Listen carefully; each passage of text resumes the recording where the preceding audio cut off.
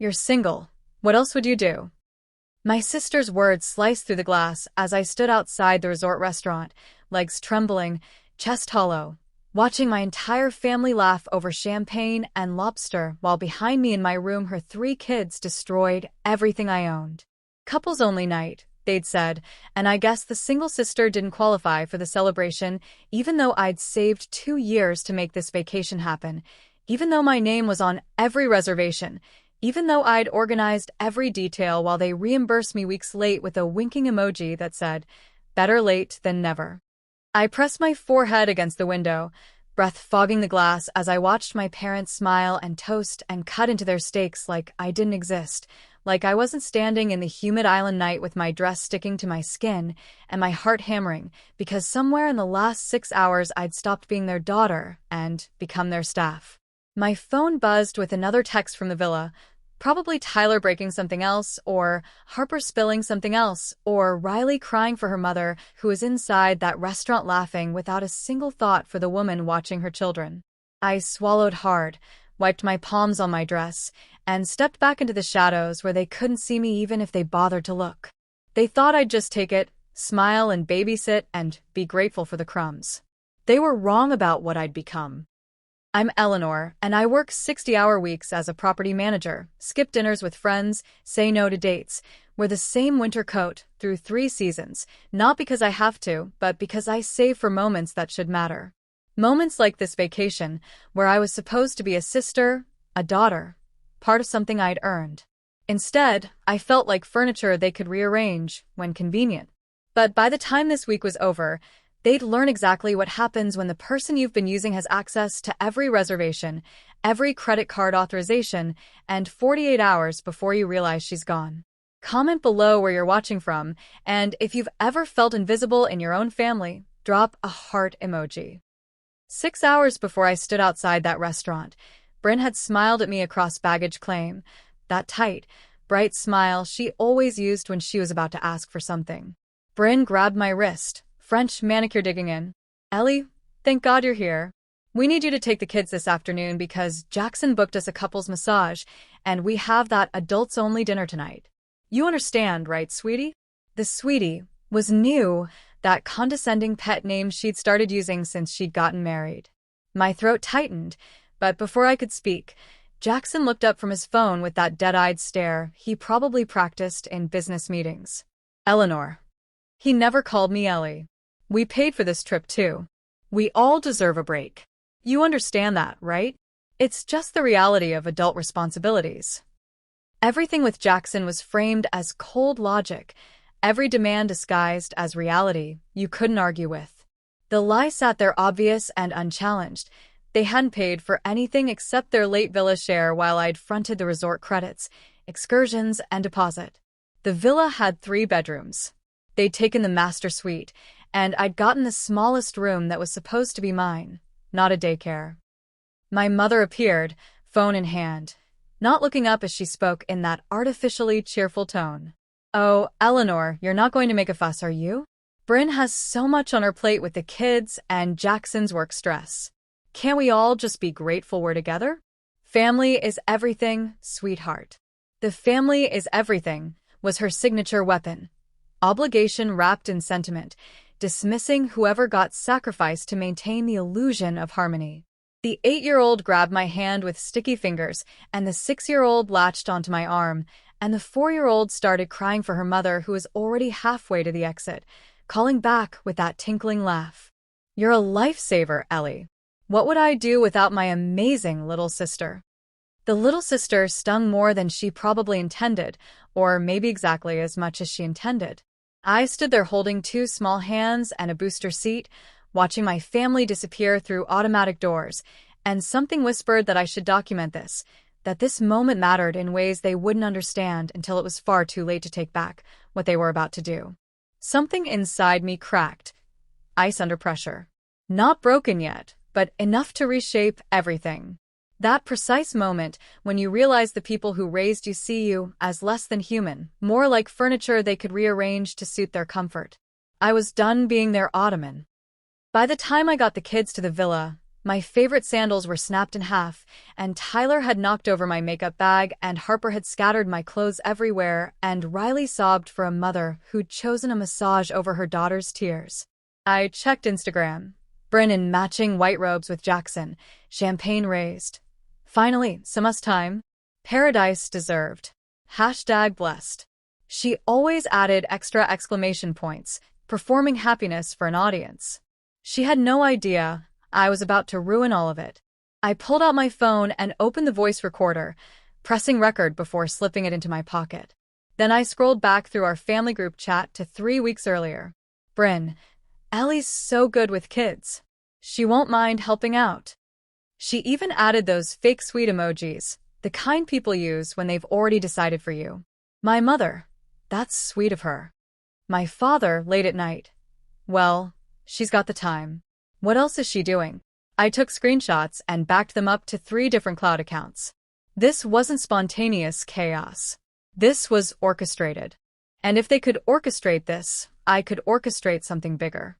They just didn't know I'd already started, and they were about to regret it. Bryn returned 2 hours later glowing, stepping over Riley sleeping on the floor to head straight to the mirror. Okay, so you'll need to feed them dinner. There's a kids menu. Just charge it to the room. Super easy. She applied lipstick, eyes on her own reflection. We're doing that amazing seafood restaurant tonight. The one with the champagne pairing? Someone has to stay with the kiddos, right, honey? My phone recorded every word. Which room should I charge it to? Bryn's expression in the mirror was all sweetness. Yours, obviously. You're here anyway, and we're going to be out, so it just makes sense. It's only fair. For a split second, something flickered in her eyes. Guilt, maybe, or awareness, but then she blinked and it was gone, buried under that practiced smile. Jackson arrived in a shirt that cost more than my monthly car payment, checking his Rolex with quick, efficient movements. Kids in bed by 8, Eleanor. We have snorkeling at 9. Non-negotiable. We? You mean the adults are going snorkeling? Bryn turned from the mirror, expression shifting from sweet to steel in half a second. Well, obviously, Ellie, the kids are too young, and since you don't have... She caught herself. Since you're available, it just makes the most sense, doesn't it, love?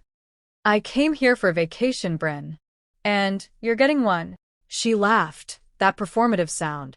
You get to relax with the kids, no stress. I'd trade places with you in a heartbeat. Jackson stepped forward with that measured voice designed to end discussions. Eleanor, let's be rational. We all make sacrifices for family. You're available. The children need supervision. The math is simple. His jaw was tight. He hated disorder, hated anything that didn't fit his carefully constructed system, and right now I was the variable refusing to behave. He reduced people to equations. They left, and the door clicked shut. I fed the kids dinner, answered their questions about why mommy wasn't there, and tucked them into bed by 8. My fingers brushed stray hair from their foreheads as I whispered soft apologies for a mother who'd chosen champagne over bedtime stories. What they didn't know was that I just recorded everything they'd need to destroy themselves. I stopped the recording and stared at my phone. Over 20 minutes of evidence. Power felt different than I expected. Quieter, colder, mine. By morning, they'd wish they'd never taught me to keep receipts. I opened the family group chat and typed what I should have said at the airport. I didn't come here to be the babysitter. My father's response within seconds. Eleanor, family helps family. That's how this works. Your sister needs you, and you're available. I don't see the problem here. Don't make this difficult. My mother immediately. Let's not ruin this with drama, please. We're all on vacation. Can't we just enjoy this beautiful gift we've all worked so hard for? We've all worked so hard for. The vacation I'd organized and mostly paid for. Bryn added. Seriously, Ellie? You're being weird about this. Screenshot. Save. Backup. They'd made one critical mistake. They'd let me handle everything. And the person who books the vacation can also cancel it. For 1 second, I hesitated. My finger hovered over my father's contact. Maybe if I called him, explained calmly, he'd understand. He'd make them see reason. Then I remembered him typing, "What else is she doing?" at midnight, like I was a problem to solve, not a daughter to protect. The hesitation passed. They were about to learn that lesson by morning. I waited until they were all gone the next morning before making the call that would destroy everything they'd taken for granted. Bryn had knocked at 6:30 in her matching yoga set, holding her green juice with the reusable straw she carried to prove she cared about the environment. "Morning, sleepyhead. We're doing yoga on the beach. Be back in like an hour. You're the best." I counted to 60, then grabbed my phone. My finger hovered over the resort contact. Part of me wanted to walk away quietly, but silence wouldn't teach them anything. Being heard mattered more than being liked. The resort answered on the second ring. "Good morning, Miss Hartley. How can I help you?" "I need to cancel some reservations." "Which ones, ma'am?" "All of them." Silence on her end. "I'm sorry, did you say?" Yes. "Everything under my name. The spa appointments, the snorkeling tour, the dinner cruise, the beach cabana. Cancel it all and refund the resort credits to my account." Everything had been booked with my credit card, my authorizations. They'd have to start over with their own. 15 minutes later, she confirmed, "Everything's canceled. Is there anything else?" "Transfer the villa reservation to Bryn Hartley, my sister." Done. "She'll need to verify and provide a credit card for all remaining charges." Every word I spoke felt like reclaiming stolen ground. I called the airline, changed my flight to same day, then sent one email to guest services with every screenshot, every recording, and one statement. I was misled about my role and used as unpaid childcare. I did not abandon minors, but left them with their legal guardians who were on property. Bryn had taken the kids back to her villa room after I'd put them to bed, probably so she could control the morning routine without me interfering. Perfect timing. The kids were still asleep in their mother's room when I zipped my suitcase. My phone would start ringing in exactly 14 minutes. By the time they found the room empty, I'd already be at 30,000 feet. And by the time they checked their email, it would be too late to undo what I'd done. The panic started right on schedule. My phone lit up with call after call while I sat in a taxi watching the ocean shrink in the distance. At the airport, I ordered wine and checked email. Resort billing. Total charges to date, $3,847. All under Bryn Hartley's name. Guest services. We have reviewed security footage and your documentation.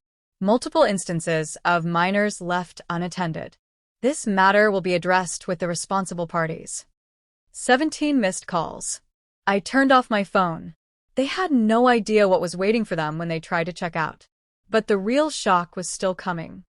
I landed home near midnight and posted one photo before sleep. Paradise is wherever you're not being used. 12 hours later, I woke to dozens of missed calls and voicemails that started with panic and ended with threats. Bryn's voice climbing octaves. "Eleanor, oh my God. The resort is saying we owe like $4,000 and they won't listen to me and I need you to call them back right now." Jackson's voice ice cold. "Eleanor, this constitutes fraud. I've consulted with our legal counsel. You have 24 hours to rectify the situation before we file formal charges." My mother's desperate brightness. "Oh, Eleanor, honey, let's not blow this out of proportion. Jackson's just upset, you know how he gets. Can't we all just talk about this like adults? Your father, and I really think." Then an unknown number rang, and I answered. "Miss Hartley, this is Rebecca from Paradise Bay Resort Billing. We've received calls from the Hartleys claiming fraud. Do you have documentation?" Text messages, voice recordings of every conversation, complete timeline. Voice recordings? Yes. Of them instructing me to watch the children while they repeatedly left them unattended, all time-stamped and backed up. Long pause. "Ms. Hartley, if they pursue legal action with that evidence, they'll expose themselves to child endangerment liability. Send us your documentation. Most attorneys will advise immediate withdrawal. One more thing, check your bank account." I opened my banking app and froze. Withdrawal. $15,000. Authorized by Robert Hartley. Memo. Family emergency, Bryn. My father had wired Bryn the entire amount from the emergency fund we'd set up years ago, the one where either of us could withdraw without the other's signature, meant for true emergencies. He'd used it to bail out Bryn without asking me, without my consent. I immediately transferred the remaining balance to my personal account before he could take that too. $23,000.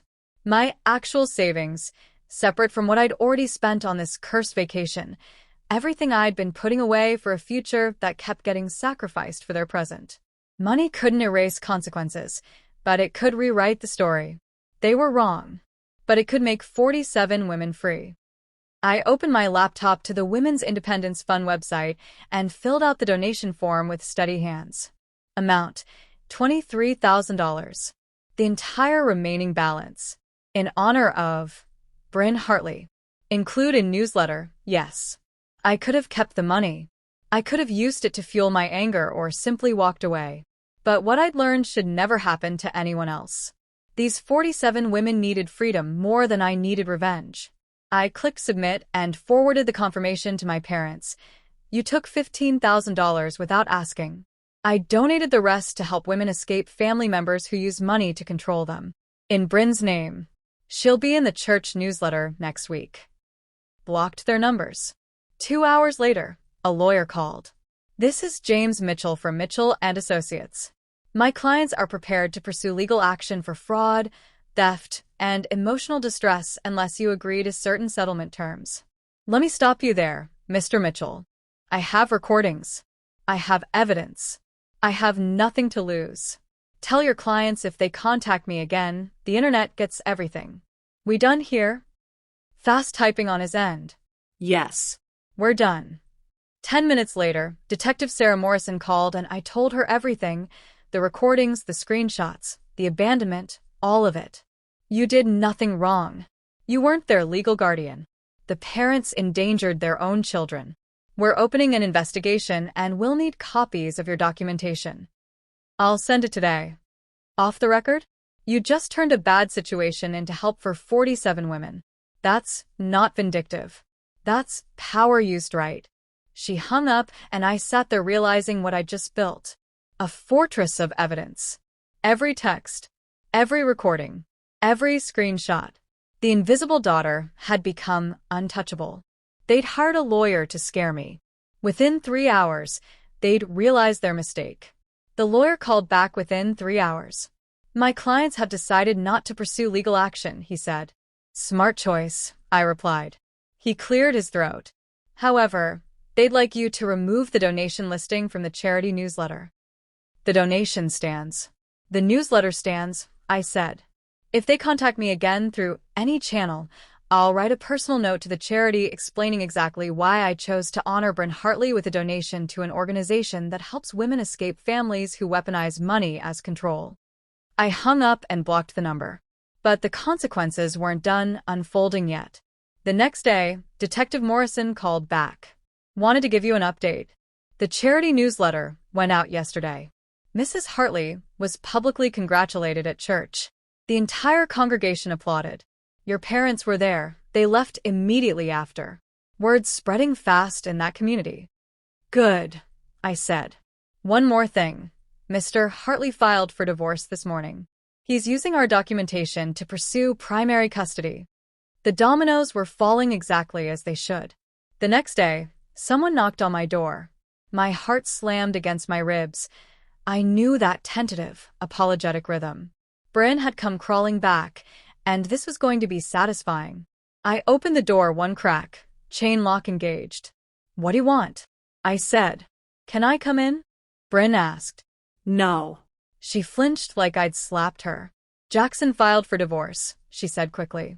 He took the kids to his mother's. Our credit is destroyed. There's an official investigation into what happened at the resort. Everyone at church saw that newsletter. How could you do this to me? I didn't do this to you, I said. I just stopped letting you do things to me. Her voice dropped.